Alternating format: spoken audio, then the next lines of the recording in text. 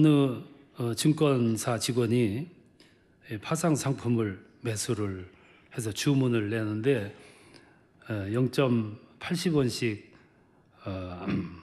써서 입력을 해야 되는데 순간 잘못해가지고 점을 안 찍은 거예요. 80원씩 넣어가지고 순간 120억 원이 날아간 거예요. 그러니까 우리의 삶이 순간순간마다 피곤이 몰려오고 각박함이 몰려오고 긴장이 몰려오고 이 여파로 우리 관계의 삶, 이게 갈등, 긴장, 불화가 조성이 되는 거예요. 오늘 우리 사회 보세요. 다 갈등 모드예요. 전 부분이 그래요. 여야가 갈등이 해결 방법이 없어요. 밀리면 죽는 것처럼 생각하면서 빌어요. 부부들이 갈등을 겪는데 어떻게 살아가다가 갈등은 없을 수는 없지만 그 수준의 갈등이 아니고 그 갈등이 심화가 돼가지고 나중에는 홧김에 이혼하고 홧김에 죽이고 이러잖아요. 저 밀양의 송전탑 사건이 7, 8년 됐어요. 갈등한 지가. 아직도 해결의 기미가 없는 거예요. 교회마다 갈등이 벌어지면 해결 방법이 없습니다. 갈등의 소지를 없애야지. 갈등이 만들어지면은 해결이 안 돼요. 그래서 교회마다 갈등이 벌어지면 반드시 분열돼요. 그렇지 않으면 해결이 안 되니까. 진보와 보수와의 갈등, 해결책이 없잖아요. 어떻게 우리가 살아가는데 돈이 중요한 게 아니고 정말로 중요한 게 뭐냐면은 여유예요. 포용이고 이해입니다. 오늘 우리 삶에 이 요소가 부족하기 때문에 가는 곳마다 갈등 모드로 전부 전환이 됐어요. 해결 방법이 없으니까. 좋은 해결 방법이 없을까? 우리 연구하지만 뾰족한 수요가 없는 거예요. 근데 엊그제 어느 책을 보니까 이런 얘기가 있더라고요. 이거 참고했으면 좋겠어요. 그 미국의 사우스 웨스트 항공사가 저가 항공사인데 참 고전을 했어요. 그러다가 다른 잘 나가는 회사 그거를 모방을 해요. 그 회사는 왜 잘 나가냐면은 승무원들을 아주 예쁜 승무원들을 골라가지고 배치를 했어요. 이거면 잘 나가는 거예요. 그래서 이 웨스트 항공사에서도 널씬한 그런 승무원들 모집해가지고 핫팬츠를 입힌 거예요. 그리고 통부츠를 신켰어요. 그랬더니 얼마나 널 좋아하는지. 그래서 막 잘 나가요. 그러다가 한 발 더 나간 거예요. 그게 경쟁사였던 스티븐 항공사의 그 슬로건을 패러디한 거예요. 플랜트 스마트라고 하는 그 슬로건을 갖다가 저스트란 말을 더 넣었어요. 저스트 플랜트 스마트라고. 이 소송이 걸린 거죠. 도용했다고. 그래서 막 소송으로 싸우다가 어느 순간 안 되겠으니까 스티븐 항공사에서 제안을 하기를 이렇게 싸울 게 아니고 양 회사 회장이 팔씨름 해가지고 이기는 편에서 슬로건을 가져가자. 이렇게 약속을 한 거예요. 그리고 양판 삼성제 해가지고 질 때마다 한 번 질 때마다 $5,000씩 자선단체에 기부하도록 하자. 그래서 약속을 하고 양측 회사 회장이 팔씨름 연습에 들어가요. 근데 그게 이제 퍼지면서 얼마나 사람들이 재밌어 하는지 막 TV가 와서 중계를 하는 거예요. 연습 장면을. 그리고 마지막에 경기를 어디서 했냐면 달라스 레슬링 경기장에서 팔씨름 대회가 열렸어요. 토픽이에요. 사람들이 모두 관심이 이목이 됐어. 그런데 그날 3판 양승제 했는데 스티븐 항공사가 이겼어요. 3대 0으로 이겼습니다. 이기자마자 그 회장이 턱 나서서 공포를 했는데 이 슬로건은 사우스웨스트 항공사가 마음대로 사용하라 이렇게 선물을 준 거예요. 그러니까 사우스웨스트 회장이 뭐라고 응답했냐면 그러면 나는 3대 0으로 졌으니까 $5,000씩 15,000불을 기꺼이 자선단체에 기부하겠다. 이렇게 선언을 한 거예요. 이 결론을 보고 사람들이 이구동성으로 공감을 한 겁니다. 그래서 그 어려운 시기에 이 두 항공사가 함께 성공했고 함께 승리를 했고 그 여파로 회사의 어려움을 극복했다는 거예요. 오늘 우리들이 갈등이 심화가 될 때 이 방법을 썼으면 좋겠어요. 부부싸움을 심각하게 하다가 안 되겠으면 우리 팔씨름하자.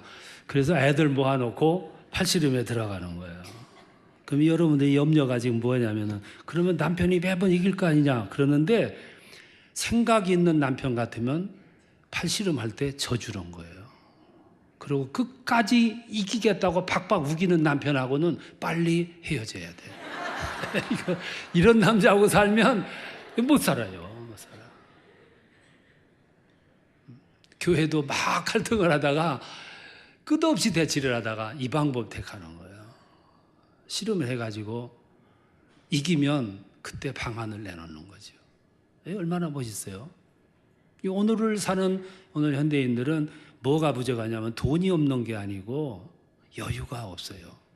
아량이 없고 포용력이 없고요. 이해력이 없는 거죠. 그래서 갈등은 갈등대로 해결도 안 되면서 불화하고 우리 삶이 불행해지고 어설퍼지는 거죠. 저는 오늘 이 본문 말씀을 통해서 여러분들에게 제시하고 싶은 것은 여러분들이 오늘 이 본문에 나와 있는 예수님의 모습을 한번 예민하게 살펴볼 수 있기를 바랍니다. 여기에 중요한 메시지가 우리에게 주고 있어요. 예수님이 갈릴리를 가시게 됐습니다. 그럼 갈릴리를 가다 보면 사마리아를 거치게 돼 있어요. 그런데 그 당시에는 사람들이 유대인들은 사마리아 사람들을 쳐다도 보지 않았고 그 땅은 밟지도 않았습니다. 그래서 돌아가지만 다시 돌아서 갈릴리로 갔어요. 근데 예수님은 그 땅을 통과합니다. 그리고 동네 한가운데 있는 그 우물가에 자리를 하고 누군가가 오기를 기다려요. 그때 한 여인이 물을 기르러 옵니다. 이 본문의 악센트가 어디 있느냐 하면은 이 6시라는 6시라는 곳에 악센트가 있어요. 여기서 말하는 3시, 6시, 9시 얘기하는데 6시는 오늘날 12시입니다. 그때 한 여성이 물을 기르러 와요. 그 여성이 누구였을까? 6시와 연결해 보면 답이 나오는 거죠. 대부분 동네에서 우물은 중앙에 있었습니다. 동네 중앙에. 그런데 우물 찾는 시간은 아침 아니면 저녁이 대부분입니다. 12시에는 극히 드물어요. 12시에 왔는데 그가 누구였냐면은 사람들의 이목을 피해서 물을 기르러 온 화류계 여성이었어요. 뒤에 보면은 남편이 5명이나 되는 그런 여자였어요. 자신도 부끄러웠겠죠. 사람 만나는 것이. 사람이 없는 시간 그때 왔어요. 그랬더니 예수님이 물을 좀 달라. 그러니까 첫 반응이 뭐냐면은 당신은 유대인이면서 왜 사마리아인인 나에게 물을 달라고 말을 거느냐. 이게 나오는 거예요. 여러분 9절에 보면 상종하지 아니하니라 이렇게 말씀을 하거든요. 그러니까 사마리아 사람 땅 유대인들은 거기를 밟지도 않았고 가지도 않았고 대화도 안 했습니다. 그런데 예수님은 거기를 가서 사람들이 경외하고 하는 여인을 만나가지고 대화를 시작을 하는 거예요.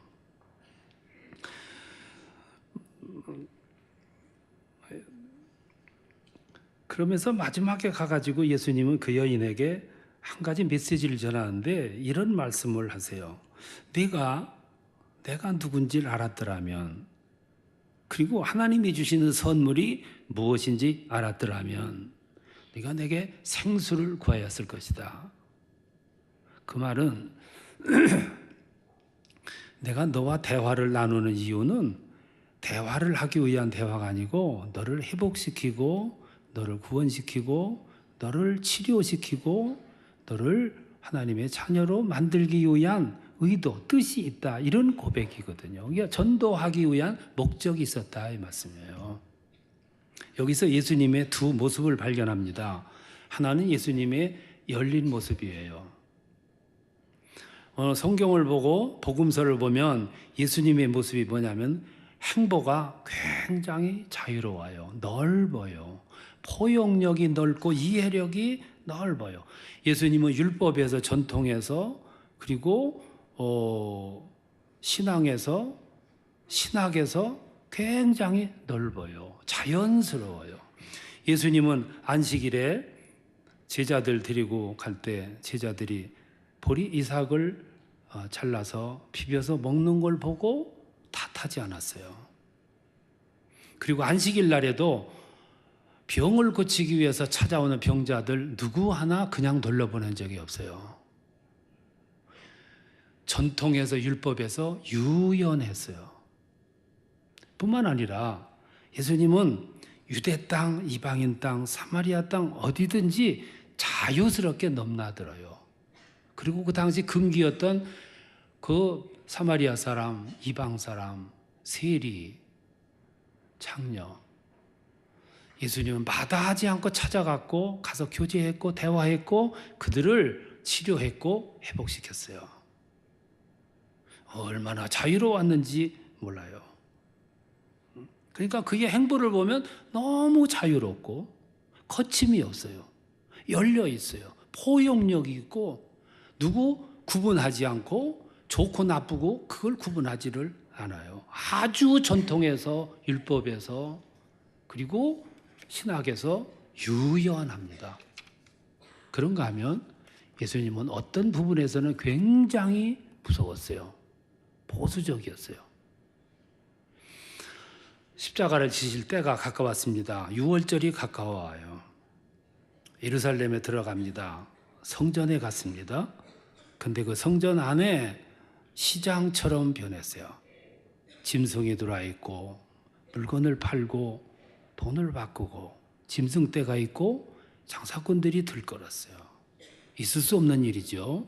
그래서 그때 예수님은 이사야 56장 7절 말씀을 인용해 가지고 하나님의 성전을 강도의 소굴로 만들지 말라. 그러고 다 뒤집어 엎고 내쫓으면서 호령을 하세요. 누구 하나 이유를 달지 않았어요. 준엄한 심판을 하신 거지요. 잘 보세요. 복음서를 보면 예수님의 행보는 자유로웠어요. 이방인, 선민, 유대인, 이방인, 사마리아 따지지 않고 자유스럽게 왕래를 해요. 삭개오 받아들였어요. 그리고 그를 변화시켜요. 창녀 그도 회심시켜요. 소외자들을 만나서 그들을 채워줘요. 치유해 줍니다. 이방인들을 껴안았어요. 그런데 근본적인 문제, 하나님의 영역에 대해서는 엄두를 내지 못하게 했어요. 얼마나 강한지 몰라요. 일상생활에는 유연했지만 핵심의 문제에 대해서는 촌지의 양보도 없는. 오늘을 살아가는 우리 신앙인들, 그리스도인들은 이런 예수님의 모습에서 상당한 메시지를 받아야 돼요. 오늘 그리스도인들의 인상이 사람들로부터 너무 좁다 하는 비판을 받고 있습니다. 너무 좁고 인색하고 편협하다 하는 그런 인상을 받고 있는 것이 사실이에요. 우리 그리스도인들은 그런 생활이 어디서부터 영향을 받았는지 모르지만 우리 그리스도인들은 너나 할 것 없이 좁은 거는 사실이에요. 언제나 갈등 있는 곳에 가보면 나는 옳아, 나는. 근데 내가 틀렸다고 자꾸 강조하는 거예요. 그래서 갈등이 심화가 되고 커지고 확대가 되는 거죠. 그래서 자꾸만 교파가 갈라지는 것이고 심판이 나오고 그리고 갈등이 커지는 거죠. 이것이 거기서만 이루어지냐면 이 모두가 가정으로 들어가고 직장에서, 교회에서, 사회생활에 그대로 나타나게 되는 거거든요. 이게 남의 얘기가 아니고 나의 모습, 오늘 우리의 모습이에요. 이것이 우리 체질화돼 가지고 갈등을 이야기하는 거거든요. 지금 부산에서 세계교회협의회 총회가 열리고 있습니다. 5억 7천만 그리스도인들을 대표해서 140여 개국에서 약 1,000여 명의 대의원들이 왔고 옵서버들이 한 5천여 명이 와 있습니다. 근데 그 모임은 진보적인 모임이에요. 그래서 보수 측에서 보면 이해 안 되는 부분도 있기는 있어요. 저도 오해를 했습니다. 오해를 하다가 조금 깊이 이해를 하려고 들어가서 보니까 이게 문화의 차이가 있었어요. 여러분이 문화의 차이는 인정을 해야 돼요. 수많은 세계 사람이 모이는데 문화가 우리와 같아라 이렇게 강요하기는 어려워요. 제가 처음 81년도에 미국 훌러신학교라고 거기 가서 이제 예배 드리는데 예배 사회하며 설교하는 목사님이 와이셔츠 바람으로 나와서 설교하더라고요. 그러더니 설교하고 광고하고서는 그냥 가라고 끝났다고 가는 거예요. 우리는 넥타이 매야 되는 것이 우리 문화고 끝날 때는 축도하든지 주기도 해야 되는데 그걸 우리가 시비를 걸어가지고 왜 넥타이 안 매고 설교하냐? 왜 주기도 축도 않느냐? 이거는 우리가 강조할 일이 아니고 우리처럼 되라고 얘기할 수는 없는 거예요. 문화의 차이는 그렇게 있어요. 근데 우리는 왜 그렇게 하냐고 얘기를 할 수 있는 거죠. 이래서 문제가 된다 이 말씀이에요. 그런데 그런 문화가 나도 모르는 사이에 체질화가 됐어요. 그래서 언제나 무슨 문제가 일어나면은 우리는 그 기준에 잣대를 걸고 심판하는 거예요. 잘 됐느니 잘못됐느니. 이게 여기서만 끝나는 게 아니고 모든 문제에 퍼진다 이 말씀이에요. 부부 생활에도, 인간관계에도, 교우 간의 관계에도, 교회 생활에도, 당에서도 시비를 만드는 데는 그게 작용을 하거든요. 이게 사회생활 직장에서도 그대로 나간다 이 말씀이에요. 우리는 상대방의 모습을 언뜻 보고 참 교만하다 이렇게 말할 수 있어요. 그리고 누구한테 그 사람은 교만하다 이렇게 말할 수 있다고요. 근데 조금 그분에게 가까이 들어가 가지고 마음을 깊이 이해해 보면 그렇게 겸손할 수밖에 없는 사람도 있어요. 오해지요, 오해. 이 세상에 오해가 너무 많아요. 우리는 좀 깊이 들어가서 알아보려고 하는 그런 노력이 부족할 때가 많이 있는 거죠. 니체라고 하는 사람은 사람들은 니체 하면 언뜻 그는 무신론자야 이렇게 얘기를 하는데 조금 깊이 들어가면 그는 무신론자는 아니에요. 사람들이 그렇게 얘기하니까 그냥 그렇게 믿어왔어요. 니체라고 하는 사람은 자라투스트라라고 하는 그 입을 통해서 자기의 신관을 표현을 했어요. 뭐라고 표현했냐면 신은 반드시 죽어야 한다 이렇게 표현을 했어요. 그 말은 무신론자가 아니라는 얘기거든요. 그럼 왜 죽어야 되냐? 신은 나에 대해서 너무 많이 알고 있어. 나의 치부도 알고 나의 내장도 알고 나의 시면까지도 다 알고 시시콜콜 나에 대해서는 너무 많이 알아. 나에 대해서 너무 많이 아는 사람이 옆에 있으면 불안한 거예요. 유쾌하지 않지요. 그래서 니체가 나는 그 신을 감당할 수 없다. 그 신은 죽어야 된다. 이렇게 얘기를 했거든요. 그거 왜 무신론자입니까? 어설픈 신앙인들보다 훨씬 정직한 신관을 가지고 있는 거죠. 우리는 이렇게 오해할 때가 때로 있게 되는 거죠. 여기서 우리는 예수님의 모습을 봐요. 그 시대에 사람들이 금기시하고 전통 바리새인들, 유대인들이 금기시했던 유대 땅, 이방인 땅 그게 문제가 안 됐어요. 사마리아 사람, 세리, 창녀 아무 문제가 안 됐어요. 너무 유연하게 자연스럽게 대했고 또 대화했고 그들을 치유했고 그들을 세웠고 회복시켰어요. 그런 예수님의 모습을 바리새인들이 봤고 제사장들이 보고 서기관들이 보고 정통 유대인들이 보면서 예수님을 이단시했거든요. 그리고 잡아 죽이려고 계획을 세우고 끝내는 십자가에 잡아 죽이게 된 거죠. 그 시대의 바리새파 사람들은 보수파 사람들은 그 여인 같은 사람을 돌로 쳐 죽이지 못해서 안달이었어요. 그러고 정죄했고 버렸고 상종도 하지 않았고, 그리고 그 시대 진보파들은 그런 여인에 대한 개념조차도 없었습니다. 차제에 우리는 예수님을 따를 때 한 가지 유념해야 될 것은 예수님의 중심이 뭐냐, 예수님의 사역을 하실 때 사역의 초점이 뭐냐를 이해하셔야 돼요.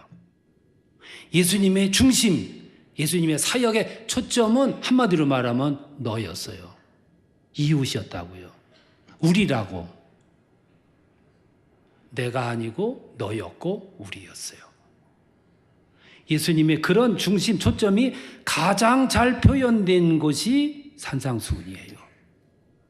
팔복이라고요. 거기 보면 너를 말씀해요. 너를 강조하고, 내가 오리를 가자 하면 심리를 가지고, 이 뺨을 치거든 저 뺨 돌려대고, 겉옷을 달라면 속옷 걷어주고, 그가 저주하거든 기도하고, 미워하거든 그를 선대하라. 이게 전부 너예요. 예수의 중심은 철저하게 너예요. You thinking이에요.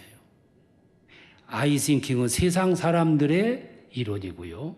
You thinking은 예수님께서 그토록 강조하신 초점이에요. 그러다가 예수님은 마침내 자기 자신까지도 너를 위해서 내놔요. 너를 위해서, 우리를 위해서, 세상을 위해서 자신을 내놓습니다. 그 나를 희생하는 거예요. 나를 제물화 시키는 거, 나를 포기하는 거예요. 주님은 왜 너를 그렇게 강조했냐 하면, 네가 행복해야만 내가 행복하기 때문에, 네가 반드시 서야만 내가 설 수 있기 때문에, 네가 기뻐해야만 내가 기쁘기 때문에, 네가 회복돼야 되고 내가 구원받아야 내가 행복하기 때문이에요. 이게 유싱킹이라고요. 예수님이 그걸 강조하신 거예요. 그걸. 어떤 어머니가 암에 걸렸어요. 죽어갑니다. 힘이 없어요. 그래서 매일같이 누워 사세요. 꼼짝을 못 하세요. 아들이 염려가 돼가지고 어머니에게 얘기를 해요. 어머니 움직이세요. 일어나 걸으세요. 운동하세요. 이러다가 큰일 나요. 그러니까 어머니가 말하기를, 야, 기운이 어디 있다고 돌아다니냐, 걷냐, 꼼짝하기 싫다. 그리고 매일 누워 사시는 거예요. 근데 어느 날 TV를 보니까 산에서 열리는 산딸기 복분자가 남자에게 좋다 하는 그런 얘기를 들어요. 어머니가 벌떡 일어나 그리고 산을 향해 가는 거예요. 가서 복분자를 따는 거예요. 그걸 갖다가 잘 씻어서 아들에게 먹이는 거예요. 나를 위해서는 손 하나 까딱할 힘이 없지만 아들을 위해서는 산에 올라갈 수 있는 능력, 힘이 주어지는 거예요. 육신킹이에요. 한 번 가, 두 번 가, 세 번 가, 네 번 가. 갔다가 아들한테 줄 때마다 아들의 건강이 향상이 돼요. 그러면 아들의 건강만 향상됐냐? 세 번 가, 네 번 가, 다섯 번 가는 동안 내가 건강해진다 이 말씀이야. 이게 내가 살면 내가 사는 이치고, 내가 회복이 되면 내가 회복이 되는 것이고, 네가 복을 받고 기뻐하면 그 기쁨과 행복이 나한테 온다는 거죠. 그게 주님은 철저하게 이걸 강조하시는 거예요. 저는 우리 교회 성도님들에게 바라는 마음이 하나 있어요. 그것은 오늘 각박한 세상에서 승리하고 성공하는 비결은 돈이 아니고 백이 아닙니다. 그것이 뭐냐? 오늘 성경에 나와 있는 예수님의 오픈되어 있는 열린 마음을 그대로 우리들의 심장에 갖다가 끼우는 거예요. 내 편 따지지 않고 넘나드는 자연스러운 예수님. 생활에 거침이 없이 뜨거운 마음을 가지고 너에게도 우리에게도 모두에게도 찾아갈 수 있는 열린 마음을 갖는 거예요. 나는 그때 모든 갈등이 해소되고 문제가 해결되리라고 믿습니다. 그러니까 주님이 가시는 곳마다 문제들이 다 해결이 됐고 치유받았고 회복이 된 거예요. 이게 오늘을 살아가는 우리 그리스도인들의 지혜라고 생각합니다. 나는 그걸 가리켜서 열린 신앙이라고 보고 그것이 진정한 예수의 제자라고 생각하며 더 나아가서 그렇게 살아가는 것이 하나님의 뜻을 세상에 펼치는 축복의 신앙의 삶이 그것이라고 생각합니다. 이게 주님이 우리에게 강조하시는 말씀이에요. 그런 열린 그런 모습을 가지고 서 있는 내가 있는 그곳이 평화가 조성이 되고 그때 나는 평화의 사도가 될 뿐 아니라 그 역할을 감당하며 살아가는 바로 그 장소가 하나님이 영광을 받으시는 축복의 장소가 될 줄로 믿습니다. 이게 오늘을 살아가는 그리스도인들의 역할이에요. 주의 사랑이 여러분들에게 충만하시기를 축원합니다.